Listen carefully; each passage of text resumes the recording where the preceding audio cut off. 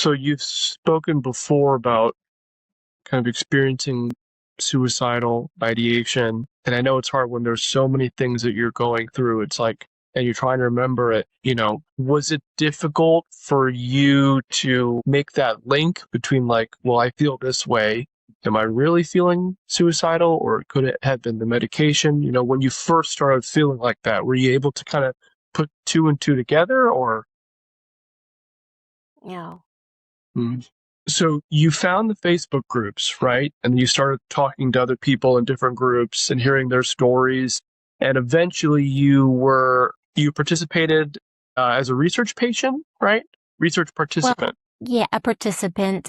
Mm-hmm. Yeah, I signed up to answer questions and questionnaires and share. Mm-hmm. I shared a lot of my lived experience in one of the Facebook groups. Mm-hmm.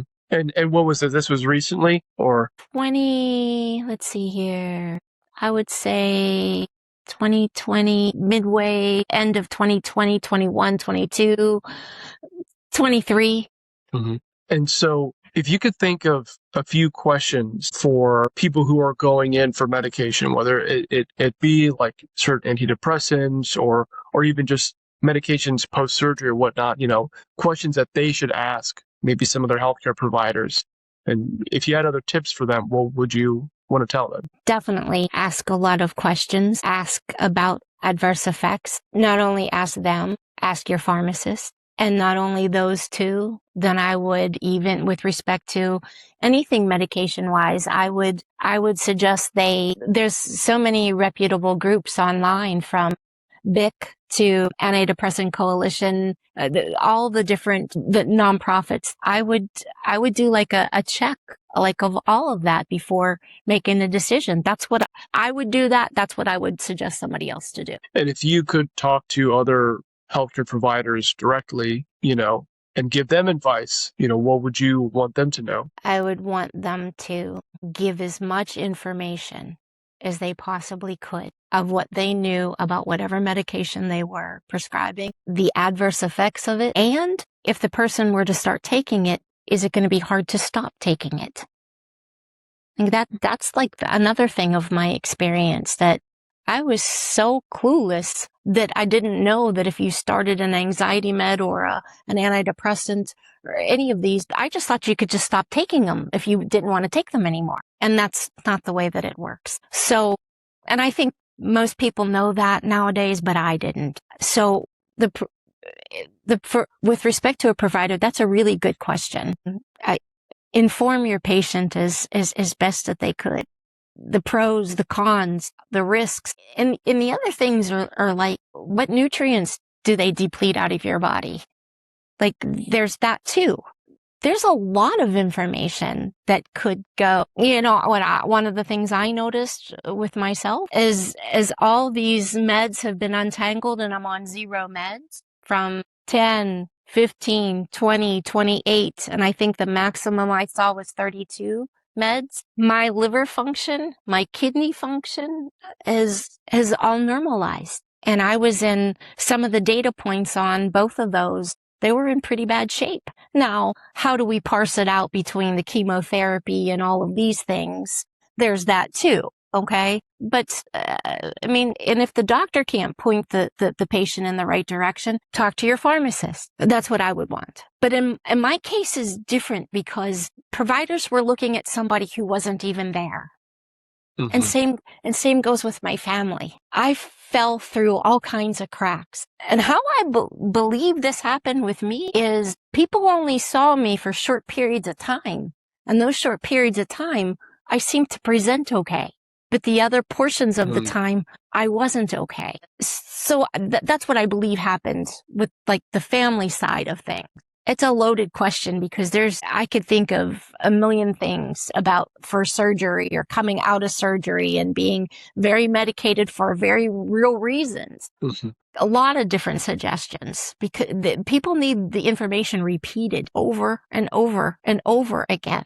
So there's that too. So you said you're talking to family members and trying to gather as much information as you can about that period of time in your life when you really didn't feel like yourself and you remember so little about it. I mean, Is there anything else you're kind of doing? I mean, what's your day-to-day like right now? Are you putting other pieces of things together? Are you doing other kind of advocacy? My day to day, from the time I call it my lights came back on, where even though I say my lights came back on in the very end of 2019, beginning of 2020, but you got to know where I came from to know what I call my lights came back on is even a better question or statement, I guess I should say, because from that point forward, to 2022, I had an evaluation done on my brain from a gentleman that does neuropsych evals on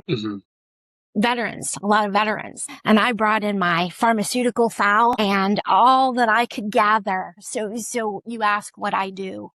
I have boxes and boxes of medical records that I go through, that I try to piece together. I'm a learner and a researcher on my own experience, all for the betterment, all for progress. So I've moved several times. First I started to learn, I began to, in intensive outpatient therapy in the end of 2019, I was able to do activities of daily living and take care of myself. And then that moved forward to me being able to actually cook for myself. And then I tried living on my own independently for a while. And then I learned how to do that. So I not learned, but continued to heal. And I'm still healing. I research my whole medical experience. I'm in touch with community members. I went back to work part-time. I tried to work more than part-time, but wasn't able to with the still healing.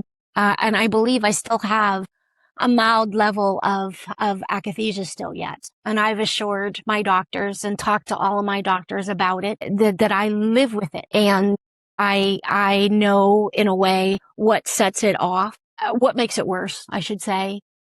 And gradually as time goes on and whatnot, it's from being 1,000, it's down in the 50. Like that's how I continuum.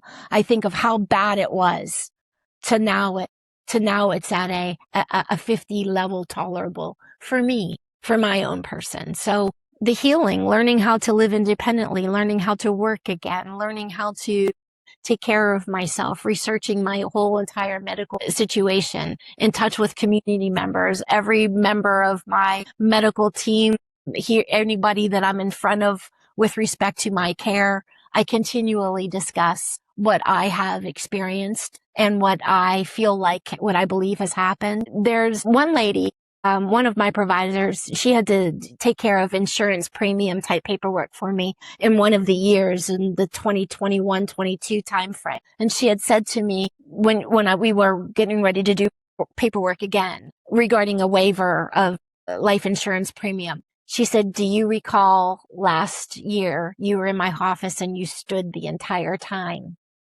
And I said, yeah, I was able to sit down without, and a lot of fidgeting and whatnot. So it's the one-on-one. I'm not doing my advocacy that you had mentioned through social media, through every person I'm in contact with, doctors in our family or people that I know, anybody I know. I'm always discussing what happened to me and what I've learned. And that always leads to a conversation.